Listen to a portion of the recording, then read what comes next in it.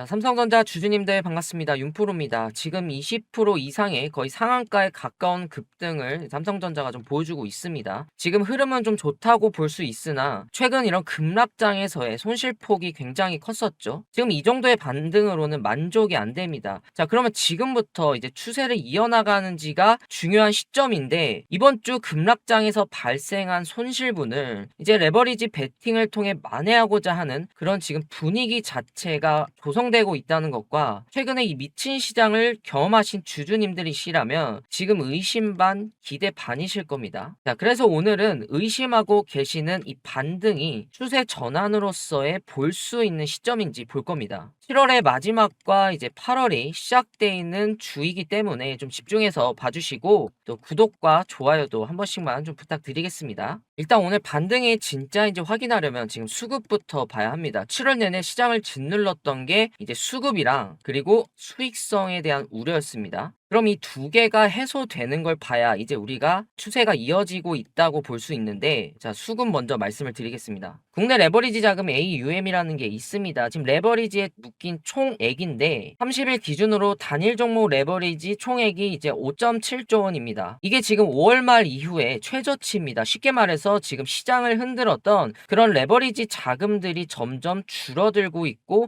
과열이 해소되고 있다고 볼 수 있는 겁니다. 자, 거기다 개인이 새로 레버리지를 쌓아서 사고 있는 게 아닙니다. 자, 급락장에서 이제 손실을 보고 던진 기존 보유자 물량을 다른 사람들이 지금 받아내고 있는 손바꿈이 일어나고 있습니다. 자, 이렇다 보니까 지금 새로운 위험이 쌓이고 있는 게 아니에요. 이게 왜 중요하냐? 지금 손실을 만회하려고 이 레버리지를 다시 들어오는 분위기가 감지되고 있습니다. 자, 급락장에서 크게 다치고 다시 빠르게 그걸 만회하려는 그런 심리가 있는데 지금 숫자 자체를 보시면 그 물량이 시장 전체 수급을 다시 뒤흔들 규모는 아니라는 겁니다. 이 5.7조 최저치가 지금 그걸 보여주고 있습니다. 그리고 미국에서도 같은 상황이 좀 나오고 있어요. AI 반도체주에 집중된 레버리지 펀드들이 이제 마진콜을 맞으면서 그게 강제 매도로 쏟아졌거든요. 지금 시장 자체가 미국 반도체주가 빠지면 국내 ADR이 빠지고 ADR이 빠지면 다음날 국내 증시에도 이게 그대로 반영이 되고 있는 상황이었는데 7월 내내 국내 반도체주가 새벽에 미국장 움직임을 그대로 받아낸 걸 많이 보셨을 겁니다. 그 핵심에 있던 게 이제 오픈 AI 출신의 레오폴드가 운영하던 해당 해치펀드인데 이제 AI 반도체주에 4배 레버리지로 베팅했다가 마진콜을 압력을 받았고 시타델 쪽에서 포트폴리오를 대부분 인수를 했어요. 그리고 그게 이제 청산으로 일어났고, 자, 이 말은 지금 디레이징이 후반부에 좀 도달했다는 신호로 나타납니다. 지금 국내와 이런 미국의 상황을 보셨을 때 수급적인 왜곡이 계속될 가능성이 점점 낮아지고 있고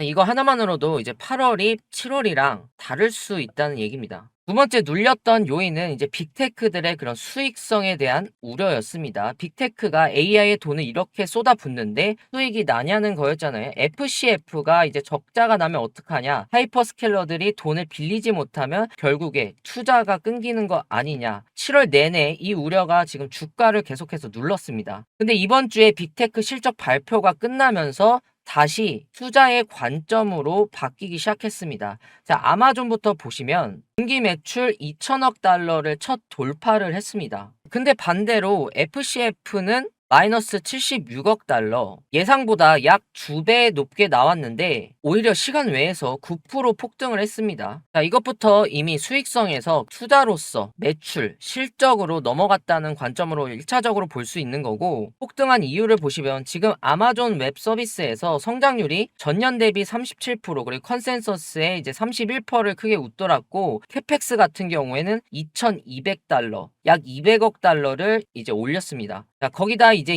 2028년까지 AI 수요 호조 전망을 내놨습니다. 자, 이 말은 지금 시장이 FCF의 악화의 이전보다 덜 비관적으로 반응을 했고, 이게 결국 의미하는 건 지금 수익성이 나오고 있으니까 현금 흐름의 일시 악화는 감내할 수 있다는 지금 시장의 그런 평가가 바뀐 겁니다. 자, 거기다 이제 마이크로소프트도 애저 클라우드 전년 대비 이제 43% 성장에 현금 흐름도 양호를 했습니다. 메타도 FCF가 줄었는데도 본업인 이제 광고 사업이 27%나 좀 견조한 성장을 보였는데, 지금 말씀드렸던 이 빅테크의 그런 실적들이 이번 주에 3개가 나왔습니다. 7월 내내 시장이 우려했던 건 이 투자를 계속할 돈이 있냐는 거였습니다. 근데 실적 발표를 보면 다 본업에서 돈을 벌고 있습니다. 자, 그 돈을 이제 AI 인프라에 쏟아붓고 있거든요. 이 말은 지금 시장에 그런 논점이 이동을 하고 있습니다. 단순 수익성 의심 단계를 지나서 다시 이런 빅테크들의 AI 인프라 투자 지속 가능성을 확인하는 단계에 진입이 된 겁니다.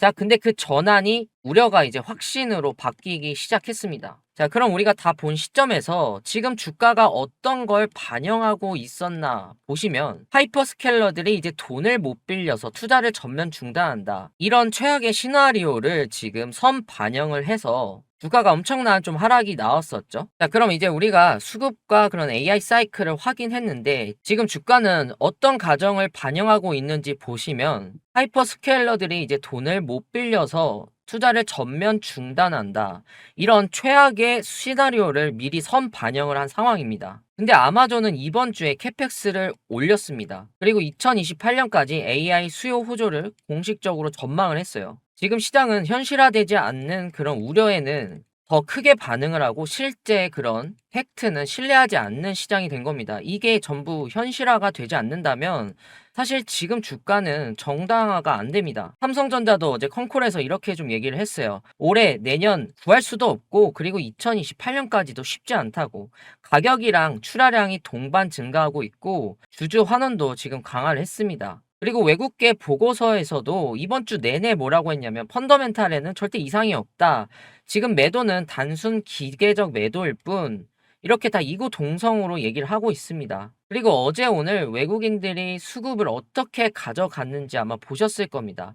이제 점점 바닥의 신호가 나오고 있는 거고, 극단적인 비관론으로 바라보던 시장이 이제는 좀 정상화가 되고 있다는 겁니다. 자, 그렇다고 8월부터 당장 이런 급격한 V자 반등이 나온다는 얘기가 아니라, 저점 자리에서 이제 수급의 변화와 함께 반등이 나왔기 때문에 지금 바닥을 잡아가겠다는 신호로 보겠다는 겁니다. 그리고 이제 8월부터는 계단식으로 매물대를 소화하는 그런 흐름이 나올 수 있습니다. 그 매물대를 이제 어느 정도 소화를 하게 되면 우리가 이제 신고가까지 갔던 그런 추세를 볼 수 있을 겁니다. 오늘 일단 두 가지가 동시에 확인이 됐습니다. 수급 왜곡이 이제 후반부에 도달했고, 수익성의 우려가 이제 투자로 논점이 바뀌었습니다.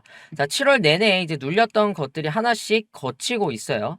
자, 이제 오늘 반등이 추세 전환의 시작인지는 당연히 시간을 두고 확인을 하는 건 당연하지만, 지금 수급과 그런 기세는 너무 좋다라고 볼 수 있습니다. 다만 이제 단기 변동성에 너무 흔들리지 마시고 좀 무겁게 가져가셨으면 좋겠습니다. 자, 이제 8월입니다. 이제 앞으로 추세가 전환되는 시점이니만큼 굉장히 중요한 달이기 때문에 제가 핵심적인 내용만 짧게 영상에 담아서 오겠습니다. 자, 오늘도 굉장히 좀 고생 많으셨고요. 네, 윤프로였습니다. 감사합니다.